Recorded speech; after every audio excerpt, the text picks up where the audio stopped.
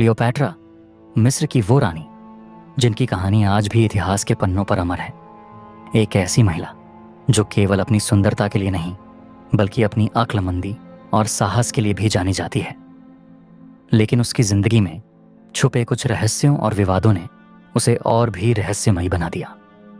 Cleopatra सातवीं थी, जो मिस्र के पठन पाठन, राजनीति और रणनीति में माहिर थी। अपनी शासनकाल के दौरान उसने न केवल अपनी राज सत्ता को मजबूत किया बल्कि रोम के महान नेताओं के साथ भी राजनैतिक गठबंधन बनाए। उसकी सबसे बड़ी रणनीतिक चाल थी रोम के सम्राट जूलियस सीजर से संबंध स्थापित करना। सीजर के साथ उसका अफेयर मिस्र के लिए फायदेमंद था। उसने रोम के साथ व्यापारिक और सैन्य गठबंधन कर अपनी शक्ति को मजबूत किया। लेकिन क्या सिर्फ यह रिश्ते राजनीतिक थे या कुछ और? इसके बाद क्लियोपैट्रा ने रोम के दूसरे सम्राट मार्क एंटनी के साथ भी संबंध बनाए।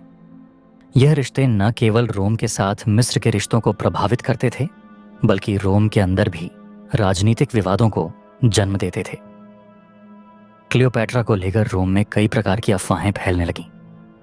अंत में क्लियोपैट्रा की जिंदगी के इस नाटकीय मोड़ का अंत हुआ जब ऑक्टेवियन, जो बाद में सम्राट एगस्टस बने, ने रोम की सत्ता को अपने हाथ में लिया तो क्लियोपैट्रा और मार्क एंटनी की हार हो गई।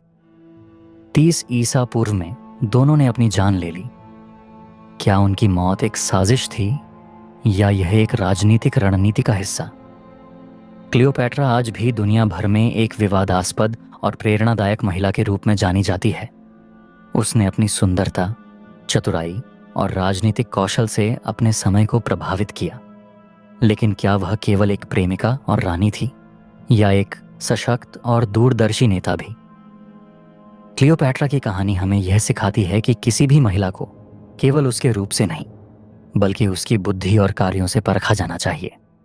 क्या आप भी उसकी असल ताकत को समझते हैं?